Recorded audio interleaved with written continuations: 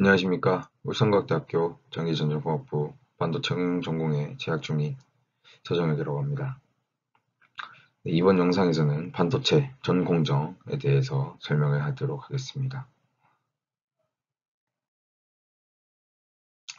네, 먼저 목차로는 첫 번째로 컴퓨터, 그리고 트랜지스터의 탄생과 반도체, 그리고 두 번째는 반도체 공정 개괄과 산화, 세 번째는 반도체 패턴을 만드는 포토 공정, 네 번째는 그려진 패턴을 파내는 직극 공정, 다섯 번째는 더 작게, 더 많이 미세화를 위한 핵심 증착 공정. 마지막으로는 반도체의 생명을 불어넣는 연결, 금속 배선에 대해서 말씀드리도록 하겠습니다. 네, 먼저 컴퓨터, 트랜지스터의 탄생과 반도체에 대해서 말씀드리도록 하겠습니다. 옛날부터 이제 사람들은 할 일을 또 줄이고 굉장히 이제 여가 시간을 많이 보내는 그런 여유로운 삶을 원했기 때문에 많은 노력을 했었습니다.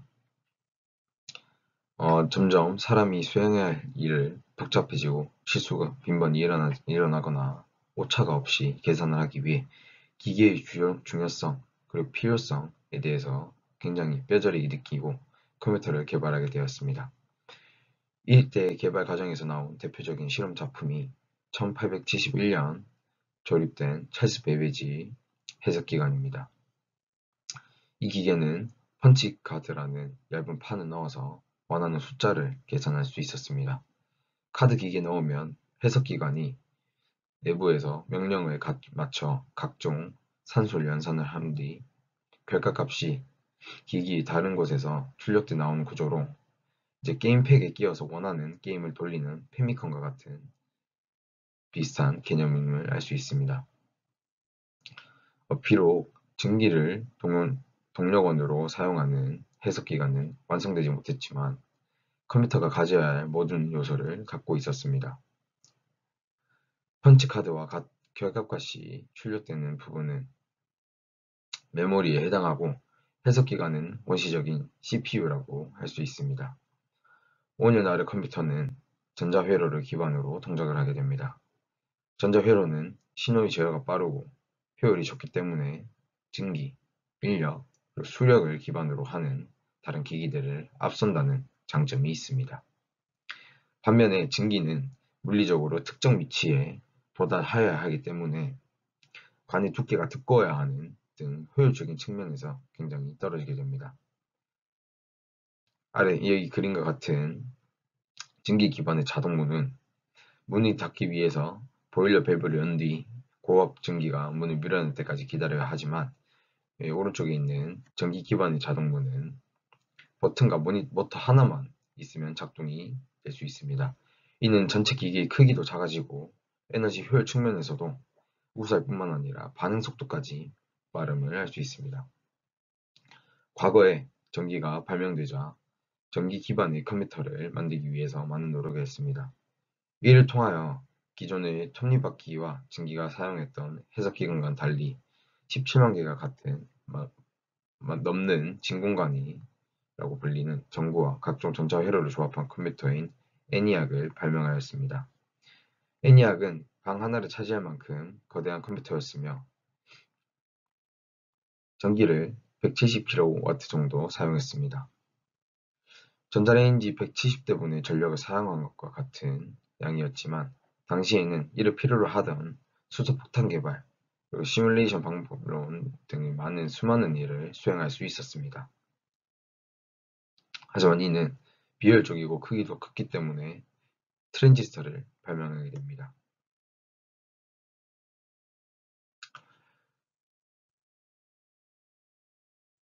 트랜지스터는 작은 전류로 이제 큰 전류의 흐름을 조절할 수 있는 기기입니다. 이 그림을 보시면 반도체 N형과 P형 소재 두 종류를 사용하게 되면 신호를 매우 쉽게 끊고 연결할 수 있다는 것을 발견하게 됐고 PN 접합을 이용하여 지금까지 널리 사용되는 BJT라는 트랜지스터를 발명하게 되었습니다. 이후 벨 연구소에서 재직 중이던 모하메드 아탈라 박사와 강대원 박사는 모스펫 이라는 새로운 형태의 트랜지스터를 발명하게 되었습니다. 실리콘 원판 위에 두 종류의 반도체 층을 형성한 뒤 그 위에 금속을 얹음으로써 평평한 모양의 트랜지스터를 만들었습니다.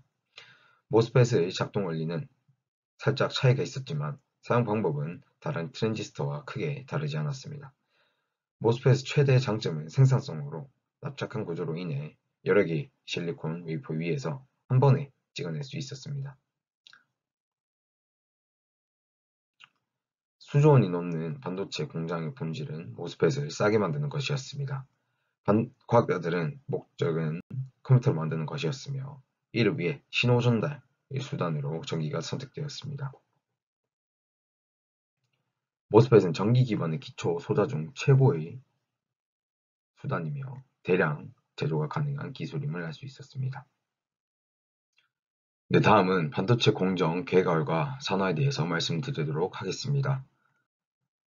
주변의 전자기기를 하나 분해보면 기판 위에 트랜지스터, 건전지, 축전지, 코일 등 다양한 단위 소자가 PCB 기판 위에 납땜이 된 상태로 올라가 있으며 간단하게 소자 제조, 소자의 연결 순으로 제작이 됩니다. 웨이퍼 가공의 첫 단계는 이제 실리콘 위에, 그러니까 실리콘 웨이퍼죠. 그 웨이퍼 위에 각종 처리를 해서 필요한 개수의 소자를 새기는 것입니다. 이러한 과정을 FEOL, Front End of the Line 이라고 하며 모스펫이 형성되는 부분임을 알 수 있습니다.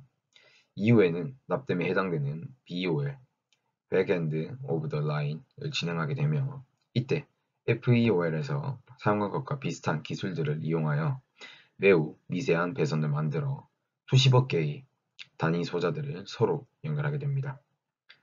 앞서 말한 두 개의 과정을 합쳐 웨이퍼 가공 과정인 전공정을 라고 부르게 됩니다. 이 밑에 이 그림과 같이 일반적으로 알려져 있는 반도체 8대 공정은 웨이퍼 제조, 산화, 포토, 식각, 증착, 금속 배선, 테스트, 그리고 패키징 공정으로 나누어져 있습니다. 하지만 금속 배선, 그리고 패키징, 그리고 테스트 이런 경우 앞에 있는 포토, 식각, 증착과는 달리 단위 공정이 아닌 목적을 가진 특정 작업을 전체를 어우르는 말임을 알 수 있습니다. 네, 그림과 같이 반도체 제조 공정은 맨 아래에서 시작해 위를 향해 쌓아 올리는 방식으로 진행됨을 알 수 있습니다. 여기 있는 화살표 모양을 보시면 될 것 같습니다.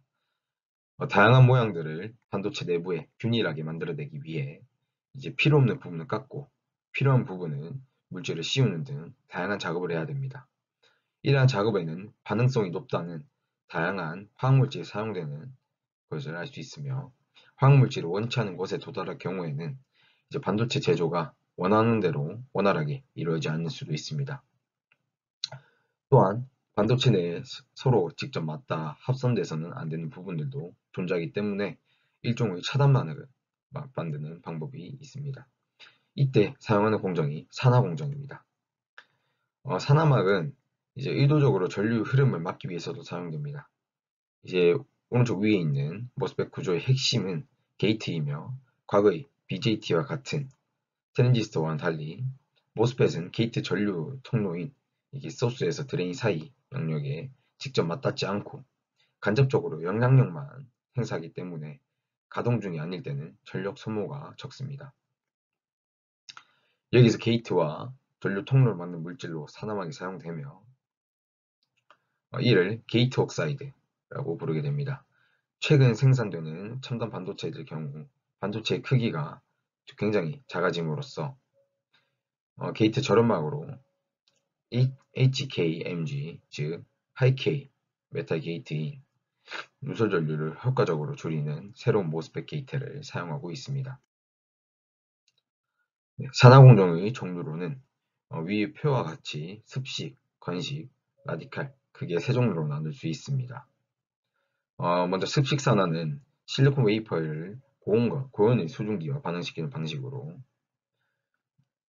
그리고 여기 Si 그리고 HO2 이렇게 만나게 되면 SiO2 그리고 H2 이렇게 나뉘게 됩니다.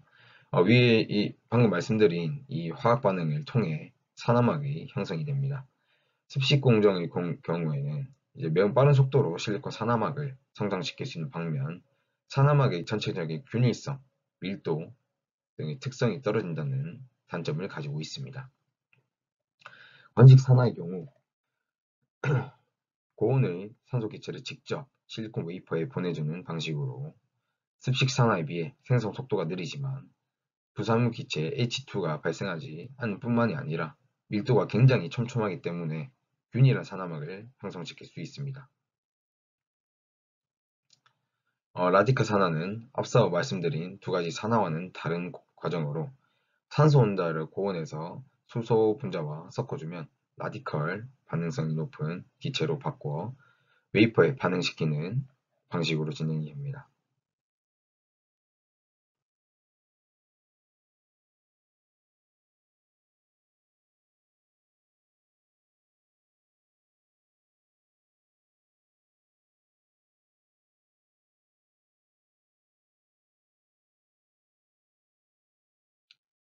다음 반도체 패턴을 만드는 포토 공정입니다.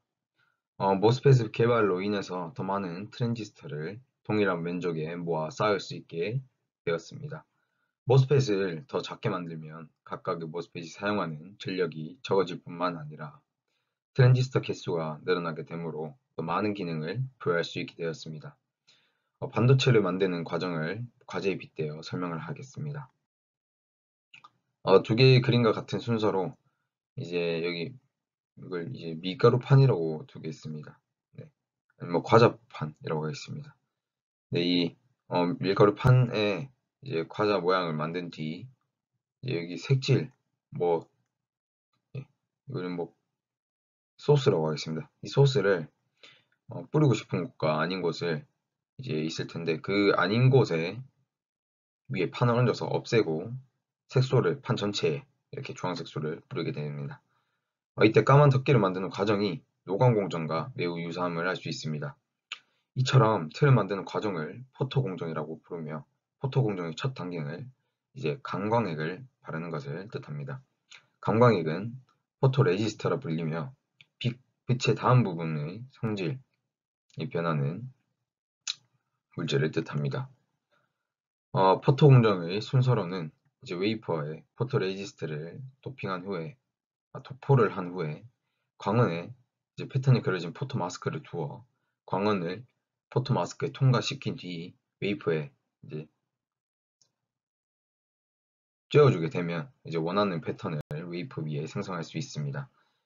패턴 형성 후에는 현상과 같은 이제 과정을 거치게 되어 변성된 포토 레지스터 부분을 제거해 줌으로써 원하는 패턴이 가진 과자 틀이 만들어지게 됨을 알 수 있습니다.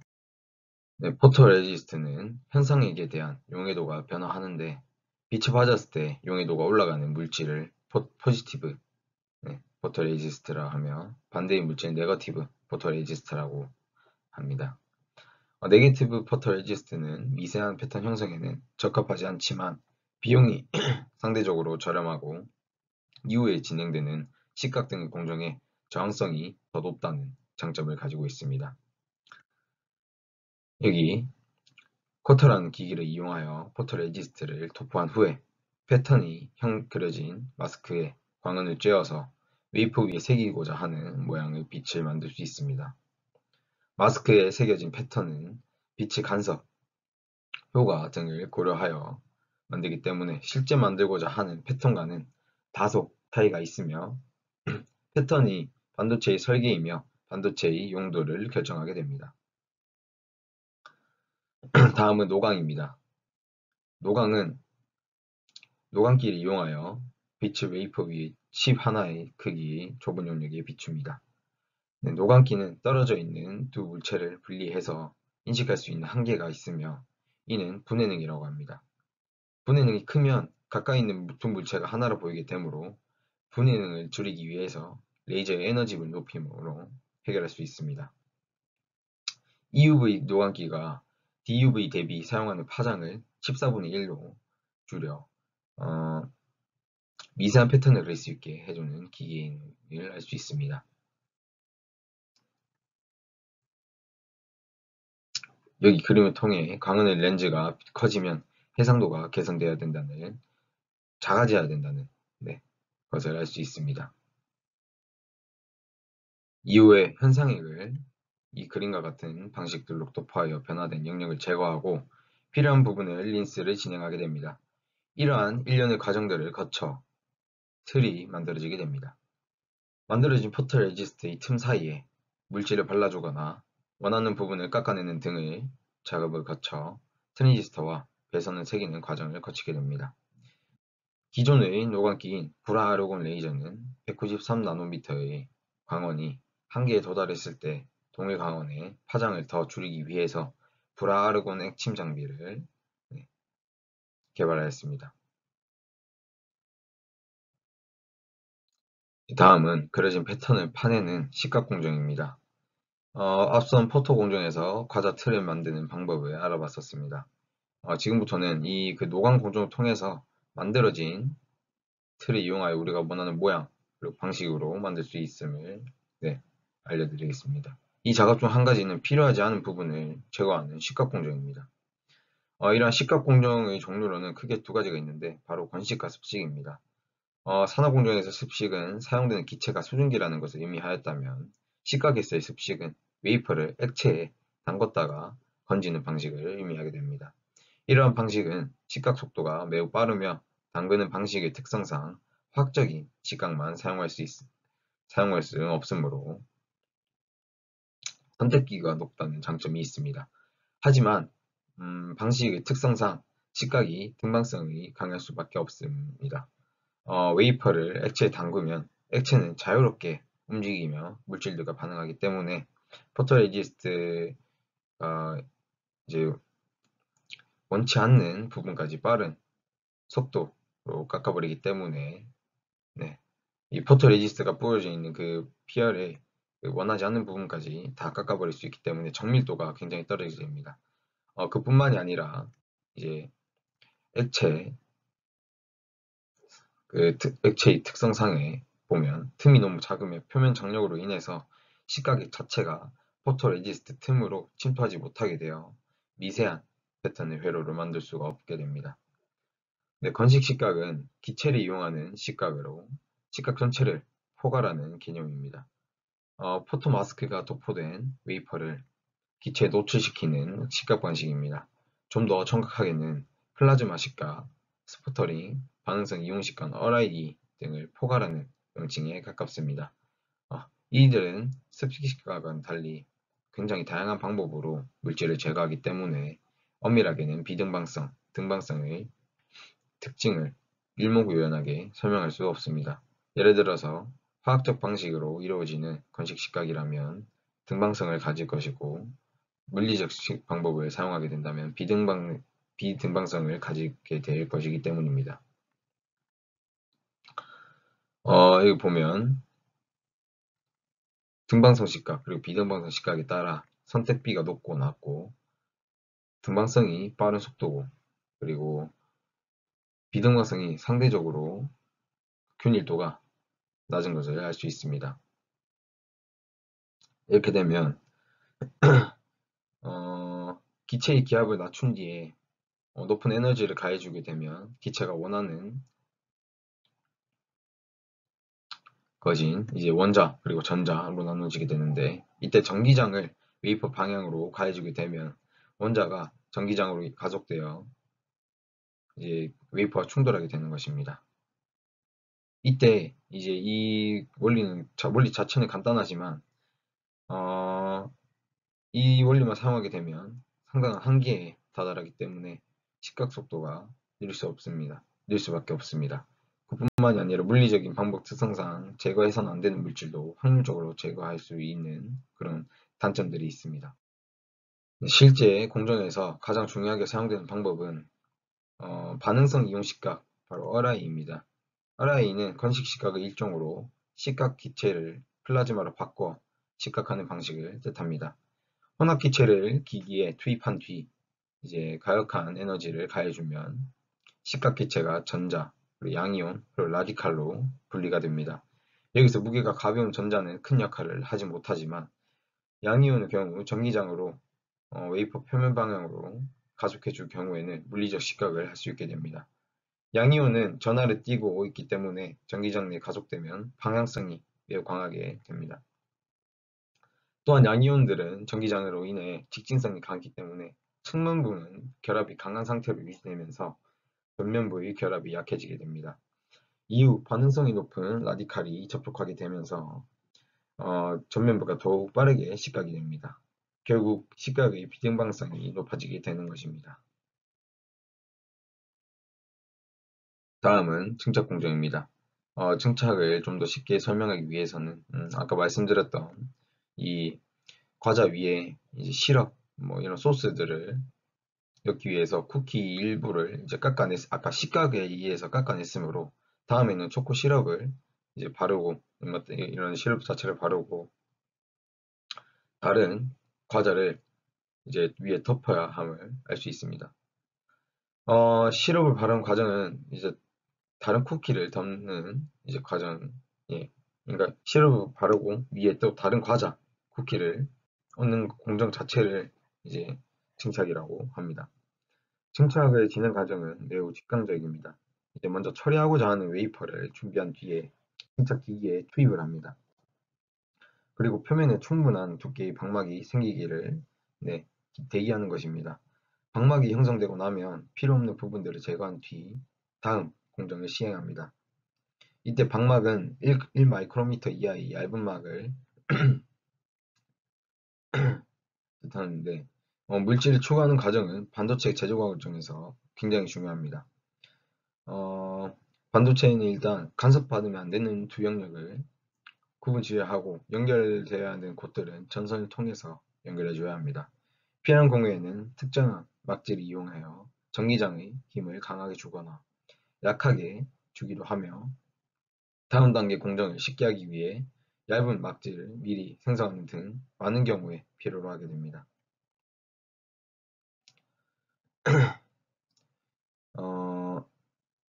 또 다른 물질은 이제 금속입니다.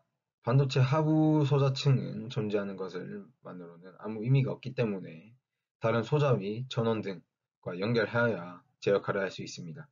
증착은 그 이외에도 많은 곳에 이용이 됩니다.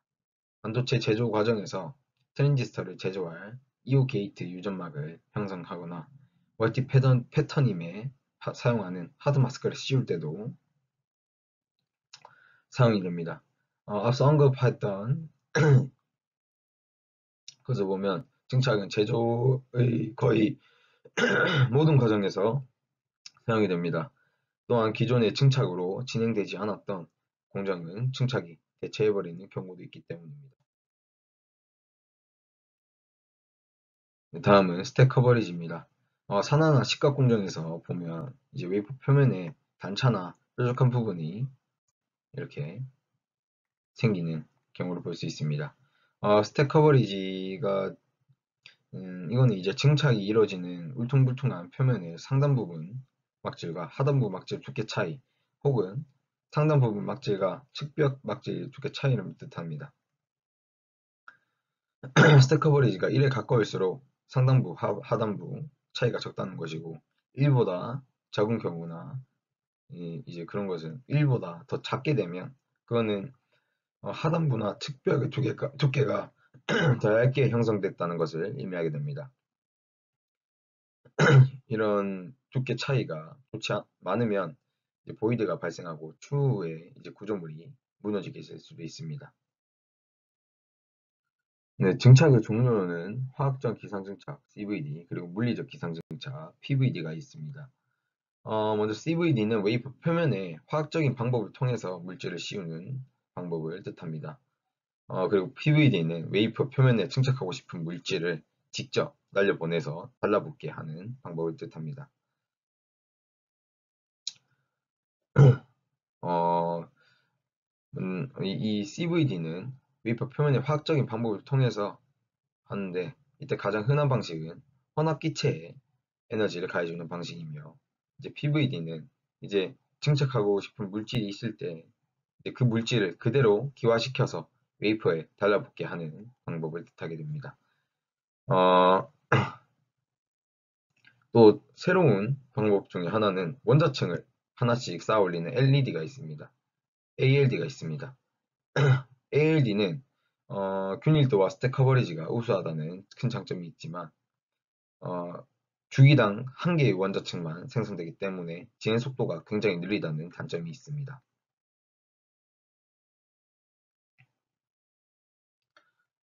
그리고 마지막으로는 금속 배선입니다. 앞서 살펴봤던 산화, 포토, 시가, 그리고 증착 이런 과정들은 여러 차례 거치고 나면 드디어 이제 반도체 소자들이 웨이퍼 표면에 형성되게 됩니다. 어, 메모리 반도체 회사로 따지면 웨이퍼 표면에 트랜지스터와 커패시터가 늘어서게 됐을 것이고, 이제 파운드리나 CPU 같은 회사면 이제 핀팩과 같은 3차원 트랜지스터가 웨이퍼 바닥에 나란히 자리하고 있을 것입니다. 이때 커패시터는 촉전지 전기를 저장할 수 있는 장치로 다수의 전자제품에 적용되지만 여기서는 이제 메모리 반도체에서 데이터가 저장되는 장치를 지칭하게 됩니다. 또한 핀펫이란 3차원 머스펫의 일종으로 전류 통로가 물고기, 지느러미와 같은 이제 모양으로 생겨서 핀펫이라는 이름이 불리게 되었습니다. 하지만 이 소자들은 홀로, 즉 서로 연결되어 있지 않다면 아무런 역할을 못합니다. 따라서 소자와 전원, 그리고 소자와 소자 간을 연결해주는 공정이 필요합니다. 그리고 반도체 역시 이 소자들을 전기를 이용하여 소통하게 되는데, 이때 필요한 것이 바로 금속 배선 공정입니다. 여기 보시면 기판 소자들을 연결할 때는 전선을 연결한 뒤에 납땜을 합니다. 하지만 반도체의 경우 아래에서 위로 쌓아 올리는 방식을 사용하기 때문에 하부의 소자층을 형성한 다음에 그 위에 컨택이라고 불리는 소자와 그 금속 배선을 연결부로 만들고 그 위에 금속 배선을 연결하게 됩니다. 금속 배선의 공정에서는 사용되는 금속 재료의 필요 조건은 웨이퍼의 부착성, 그리고 전기 저항이 낮은 물질, 그리고 열적, 화학적인 안정성, 그리고 패턴 형성 용이성, 높은 신뢰성, 그리고 제조 가격 등의 필요 조건이 있습니다. 이러한 조건을 만족하는 금속 재료는 알루미늄, 티타늄, 텅스텐, 구리 등이 있습니다. 반도체용 금속 배선 재료로는 알루미늄이 주로 사용되고 있습니다. 하지만 알루미늄의 한계, 그리고 알루미늄 대신 구리를 사용하게 되고, 구리 도선의 사용이 늘어지면서 배리어 메탈의 역할이 늘어나게 됐는데, 구리가 이제 웨이퍼로 확산해 나가는 성질로 탄탈륨이라는 금속을 이용하여 구리와 소자층의 경계를 지어줘야 합니다. 이때 구리는 상감하다는 의미로 표현하는데, 이때 표현이 필요한 부분만 금속으로 채우는 기법인 다마신 공정을 사용하게 됩니다. 여기 보시면 이제 소장 안의 선을 만드는 과정은 금속에 따라 다르게 전개되는데, 만약에 증착할 금속이 알루미늄이라면 앞서 설명한 식각과 증착을 통해 도선을 만들 수 있습니다. 먼저 웨이퍼 표면에 금속막을 바른 뒤 위에 포토레지스트를 도포하고 노광을 합니다. 이후에는 이제 필요 없는 알루미늄을 깎아낸 뒤에 알루미늄 주변에 각종 절연 물질을 채워넣게 됩니다. 구리의 경우에는 금속과 절연 물질 증착 순서가 반대입니다. 구리는 배선을 만들 때 유전체를 먼저 증착한 뒤에 포토 공정을 이용하여 유전체를 식각하게 됩니다. 이후에 구리 시드 레이어를 만든 뒤에 구리를 유전체 사이에 채워넣고 남은 구리를 갈아서 없애는 과정을 거치면서 선을 만들게 됩니다. 알루미늄과 구리의 배선 공정 순서가 다른 이유는 구리를 사용하기 위해서는 시드 레이어를 도포해야 되는데 이를 위한 새로운 증착 공정이 추가되어야 했고, 알루미늄에서는 사용하지 않았던 전기도금 기법도 도입해야 하기 때문입니다. 금속 배선은 위로 갈수록 더욱 두꺼워집니다. 반도체 소자들은 이제 자주 많은 데이터를 주고받아야 하는 소자들이 있기 때문에 이제 물리적으로 가까운 거리에 배치를 해야 그 소자와 소자의 연결이 더욱, 네, 유리한 것을 알 수 있습니다. 하지만 주고받는 빈도가 높지 않은 소자들은 먼 거리를 연결해도 상관없기 때문에 이런 소자들의 경우 상부에 더 두꺼운 금속 배선을 통해 연결이 됨을 알 수 있습니다. 네, 지금까지 처음에 이제 반도체의 개념과 그리고 지금까지 이제 끝에 금속 배선까지 설명을 했습니다. 이상으로 반도체 전공정에 대한 설명을 마치도록 하겠습니다. 감사합니다.